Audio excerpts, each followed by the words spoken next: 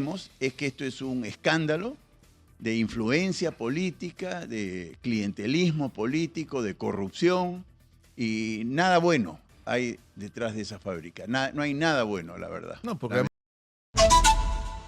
en nuestros estudios hoy Fernando Sillonix, exgobernador de Ica. Bienvenido, Fernando. Gracias, Nicolás, como siempre. Esta vez vamos a hablar de un asunto serio que tiene indignada a la región de Ica, ¿no es cierto? Que es decir, yo no sé si tú lo puedes resumir, pero es una empresa china que está operando, una empresa de cerámica, y que no tiene permiso, no tiene licencias, y tiene un régimen laboral, pero semi-esclavista. Mira, yo y muchos iqueños somos pro inversión, pro generación de empleo, somos pro simplificación administrativa. Yo creo que el Estado peruano, los alcaldes, los gobernadores y los ministros traban mucho los procesos de inversión. Sin embargo, no estamos de acuerdo, digamos, con inversiones en donde se pueda construir un monstruo, porque es enorme, la vemos todos los iqueños todos los días que pasamos por ahí, porque es imposible no verla, sin ninguna licencia.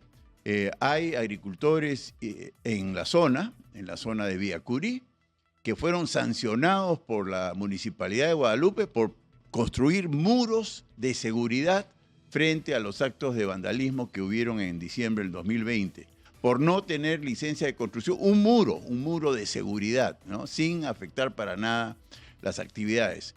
Esto es una industria enorme que va a consumir agua, ¿no? En una zona de veda, y va a construir, y que requiere licencias de construcción. Estoy de acuerdo, las licencias son engorrosas, deberían ser mucho más sencillas, pero lo que ha pasado con esta empresa es el colmo, ¿no? Han construido sin licencia, las autoridades no mueven un dedo al respecto, y bueno, felizmente no está operativa, porque no está consumiendo agua en consecuencia.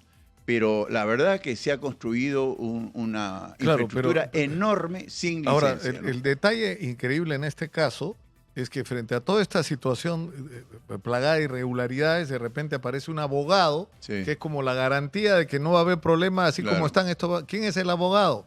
Nicanor Boluarte, el hermano de la presidenta. Una muestra más de la corrupción en el Estado peruano, ¿no? Yo te arreglo el asunto. Exitosa. Porque yo soy hermano de la presidenta y no te preocupes, ¿no? ¿Cuánto habrá cobrado? Y qué fácil le debe resultar, ¿no? Ordenar a los alcaldes, deshacer el muerto, ¿no? Revivir el muerto y otorgarle los permisos, como que la municipalidad provincial ha empezado a regularizar los permisos, cosa que ningún peruano hubiera podido hacer, ¿no?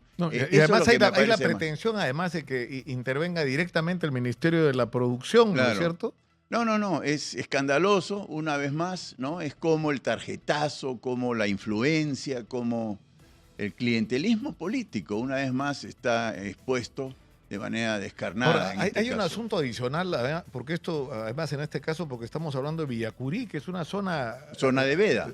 No, y además es una zona agrícola. ¿no? Entonces, realmente es hasta torpe, ¿no? Haber provocado a la ciudadanía en construir una fábrica de cerámica que no tiene nada que ver con agricultura, que consume agua, porque la cerámica es una pasta con arena, con sílice, que tiene que humedecerse y el agua se evapora, o sea, se consume, no es de circuito cerrado, en una zona de veda. No tiene ni pies ni cabeza. La verdad que hay mucha información que no la tenemos, pero lo que sí tenemos es que esto es un escándalo de influencia política, de clientelismo político, de corrupción, y nada bueno hay detrás de esa fábrica. No hay nada bueno, la verdad. No, porque además, o sea, que hay una fábrica de cerámica, está muy bien, ¿no es cierto? Pero en el lugar adecuado. Y hay 1 millón de espacios para colocar fábricas de cerámica en Ica. No, pero ellos han seguido, ¿no? Con todas las objeciones, con todos los reclamos, ellos han seguido con la garantía de que tenían a Nicanor atrás, o sea, no hay problema. Así es. Pero bueno, gracias a la prensa, gracias a una serie a la ciudadanía, me dicen que está parada en este momento, a pesar de Nicanor Boluarte y a pesar de toda la corrupción que hay detrás de esto, ¿no? Sí, pues, pero Fernando, esto tiene que ser parte de la agenda nacional, ¿no? O sea, porque hay montones de cosas que se tienen que resolver. Es que ¿no? la agenda nacional, creo que lo he conversado varias veces contigo, está podrida, ¿no?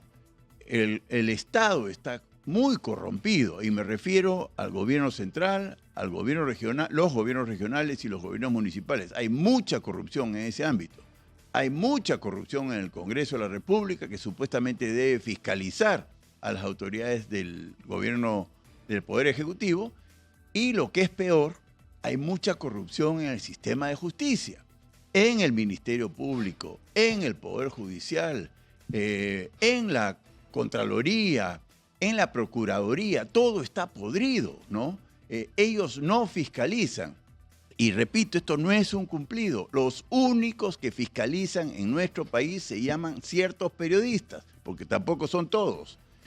La única instancia fiscalizadora es cierta prensa, ¿no? Y con gusto te digo que aquí yo veo fiscalización, pero hay mucho periodismo en Ica que respalda esa inversión porque están sobornados, digamos, ¿no? Están comprados por estos inversionistas y eso todos lo sabemos. Entonces, estamos frente a un enemigo bravo, como se dice, bravo. Es todo el aparato estatal que favorece a la corrupción, ¿no? Yo he vivido eso y lo sigo viviendo. Claro, cuando Los tú has sido gobernador regional, has enfrentado... Claro, pero para enfrentar a la corrupción hay que destituir a un médico que sustrae medicamentos, por ejemplo, ¿no? A un médico que ha falsificado sus títulos académicos. Tienes que destituirlo. Bueno, ese destituido, ese corrupto destituido, que puede ser un docente, puede ser un ingeniero, un abogado, te denuncia después, ¿no? Entonces uno pasa a ser el corrupto y él el justiciero, y lo que es peor, ciertos periodistas del Perú se ponen del lado de la corrupción y, peor aún, el sistema de justicia se pone del lado de los corruptos. Entonces acogen las denuncias cuando perfectamente ellos saben que no hay ningún sustento en su denuncia, pero la acogen. Entonces resulta que el corrupto soy yo en muchos casos. Y por supuesto... Porque te han acusado también de lavado de activos. Lavado de activos, ¿no? Un juicio, una denuncia que se presentó hace muchos años, que por supuesto fue archivada, donde supuestamente yo he tomado dinero del gobierno regional, que no sé de dónde han sacado eso, me he adjudicado terrenos por toda la costa, he formado empresas de fachada, agroexportadoras, mis familiares y amigos están involucrados como testaferros y no hay nada, absolutamente nada. Y el diario Expreso, a través de su director, ha acogido eso. Lo que ha publicado Expreso es correcto, porque existe esa denuncia. Lo que no es correcto es que dice que me han llamado y no he contestado. En ningún momento me llamaron para aclarar eso. O sea, en esa parte miente Expreso. No, el problema es que se atraviesan ahí intereses ya de otra Totalmente, índole, pues, ¿no? políticos, Claro. ¿no? O sea, es... Entonces se la encima, tiran... si sales con pretensiones políticas Claro. y no pasas por el aro, simplemente te se la destruyen, tiran ¿no? de justicieros, están informando la realidad, efectivamente están informando una denuncia que existe, ¿no? Que se ha retomado, pero en el fondo hacen juego pues a los corruptos. Y yo critico mucho a la Procuraduría y al Ministerio Público. Ellos también se la tiran de justicieros y en el fondo le están haciendo el juego a los corruptos. Muy mal, muy mal. Felizmente la prensa, una vez más, es la prensa la que revela que una fiscal recibió $1 millón de Chibolín para tal o cual cosa. Es la prensa la que revela que una fiscal le fue a pelar las papas a las hijas de Chibolín en California. ¿Quién fiscaliza? Solo la prensa, ¿no? Y bueno, el que es denunciado cae en esas manos. O sea, es bien delicada la situación. Yo creo, para terminar, Fernando, que uno de los temas, es decir, acá estamos haciendo un esfuerzo, y tú puedes dar fe de eso hace rato, por cambiar la agenda. Es decir, por no solamente contar lo que está pasando, sino por poner sobre la mesa las grandes oportunidades que tenemos como país. Bueno. Pero el problema es que no podemos encaminarnos a enfrentar esos grandes retos que tenemos si no comenzamos por cambiar las reglas de juego del Estado peruano, Sí. la burocracia espantosa, la ineficiencia inconcebible del Estado peruano y la corrupción. Claro. O sea, prácticamente no hay obra pública o contratación en el Estado peruano en este momento que no esté pagando comisión ilegal. Claro. Y todos aceptan esto como lo normal. Claro, ¿no? claro. Y lo que pasa es que hay mucha gente que gana con el caos, Nicolás.